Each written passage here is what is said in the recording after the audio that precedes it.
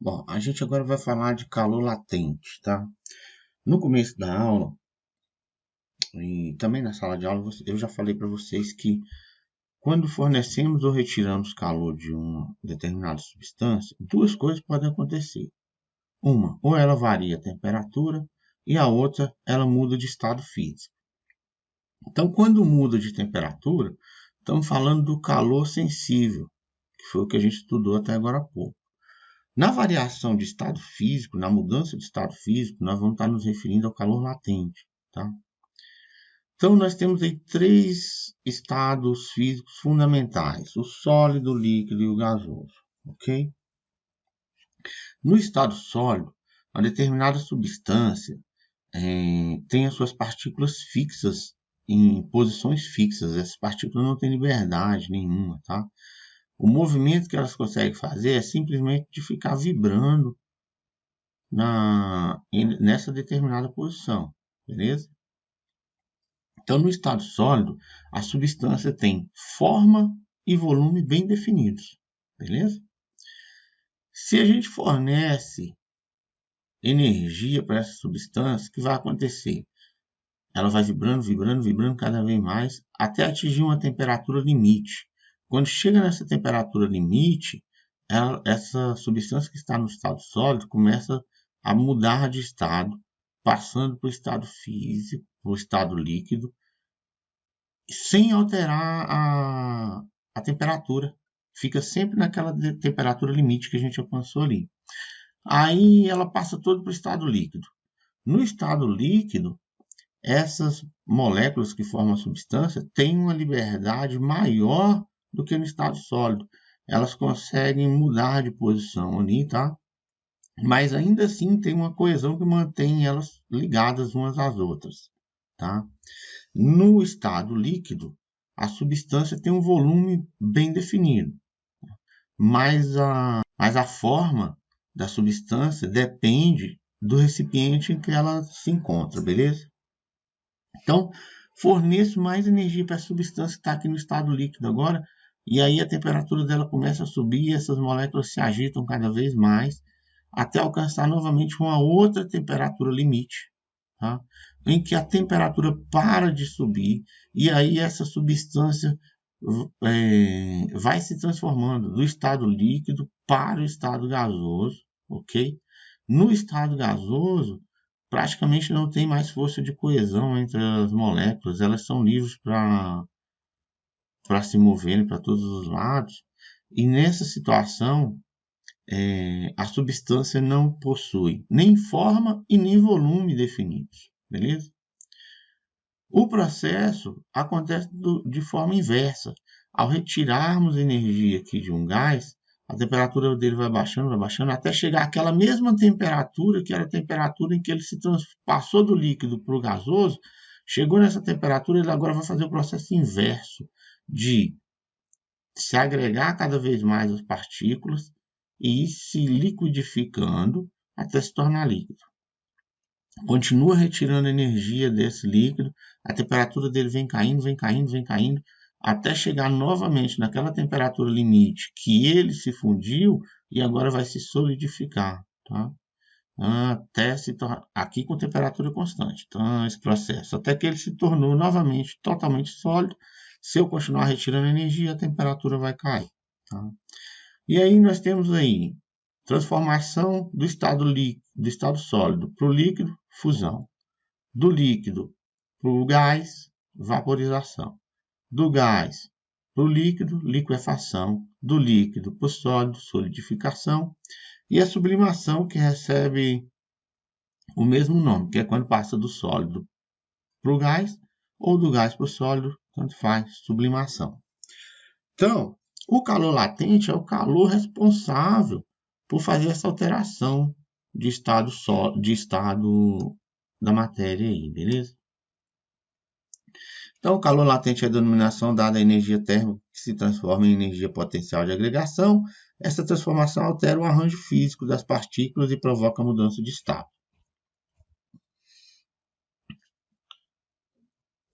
Isso aí é a mesma coisa que estava escrito antes. Então, matematicamente é o seguinte: empiricamente se descobriu que quantidade de calor necessária para mudar o estado físico de uma substância era proporcional à massa. Então, definiu-se o calor latente com essa letra L maiúscula aí como sendo a razão entre a quantidade de calor sobre a massa do corpo que você está alterando. Isolando o calor nessa fórmula, aí, a gente tem que o calor necessário para variar o estado físico de uma substância é a massa da substância vezes o calor latente dessa substância. Cada substância pura tem seu próprio valor de calor latente e é um valor para cada tipo de transformação, do sólido para o líquido ou do líquido para o gasoso. Tá? Ou vice-versa, tá? Do gasoso para o líquido e do líquido para o sólido. Apenas mudando o sinal, que, lembrando, quando for perda de calor, sinal negativo, quando estiver recebendo calor, sinal positivo. Se ganha energia, o processo é endotérmico. Se perde energia, o processo é exotérmico. A fusão dos sólidos de estrutura cristalina e a ebulição dos líquidos, em geral, obedecem a 3 leis básicas. Primeira lei. Para determinada pressão, cada substância pura possui uma temperatura de fusão e outra de ebulição. O que isso quer dizer? Por exemplo, ao nível do mar, que é a pressão de 1 atm, nós vimos que o ponto de fusão da água é 0 graus, enquanto seu ponto de ebulição era de 100 graus Celsius. Já o álcool passa para o estado sólido, ou seja, tem seu ponto de fusão a menos 117,3 graus Celsius, enquanto que o seu ponto de ebulição é de apenas 78,5 graus Celsius. Tá? A segunda lei, para a mesma substância pura, as temperaturas de fusão e de ebulição variam com a pressão. A água ao nível do mar entra em ebulição a 100 graus. Já em São Paulo, que é acima, 731 metros acima do nível do mar, o ponto de ebulição é de 98 graus. No capítulo 1, eu tinha falado isso para vocês, que o ponto de fusão e o ponto de ebulição variam conforme a altitude. Por quê? Justamente porque a pressão varia conforme a altitude, beleza? E a terceira e última lei é o seguinte: se durante a fusão ou a ebulição de uma substância pura a pressão permanecer constante, sua temperatura também permanecerá constante, que é o processo de mudança de estado que nós vamos calcular agora, aprender a calcular. Se a pressão se mantém constante, então a temperatura também vai se manter constante. Aqui, ó, temos aqui um gráfico de um cubo de gelo, tá? Que estava inicialmente a menos 20 graus Celsius, beleza?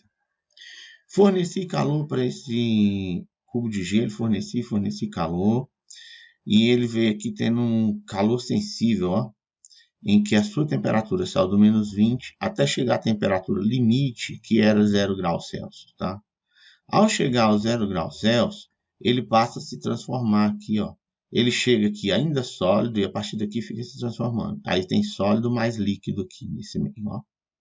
Até chegar aqui na pontinha, onde todo o sólido se converteu em líquido e aí, novamente, ele passa a subir. Então, ó, calor sensível, calor latente. Novamente, calor sensível. Chega na temperatura limite dos 100 graus Celsius. Aqui é líquido mais vapor, cada vez o líquido vai se transformando mais em vapor, até chegar no ponto final aqui, em que todo o líquido se transformou em vapor, e agora, novamente, a gente tem calor sensível, que a temperatura vai variando, beleza? Total de calor aí, então, vai ser 5, ó. Calor sensível, tá? Do gelo.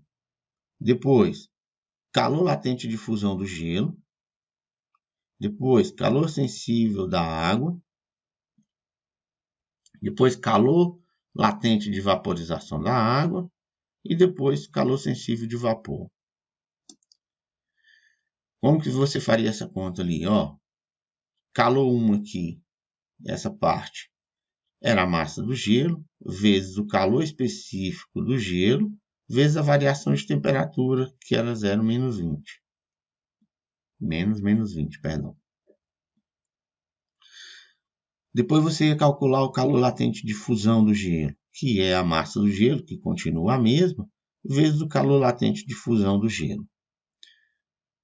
Depois o calor sensível da água, massa vezes calor específico da água, vezes a variação de temperatura, 100 menos 0. Depois calor latente de vaporização, massa da água vezes o calor latente de vaporização, que é um número que a gente vai fornecer para você na maioria dos problemas, né? E, por último, o calor sensível do vapor, que é a massa da água, o calor específico do vapor, e aqui faltou a variação da temperatura, tá? Vou colocar aqui. E aí, aqui, o delta teta do vapor lá também. Beleza, então é isso. Não tem muito segredo, vamos fazer exercícios agora para você aplicar e finalmente entender de uma vez por todas como funciona, tá?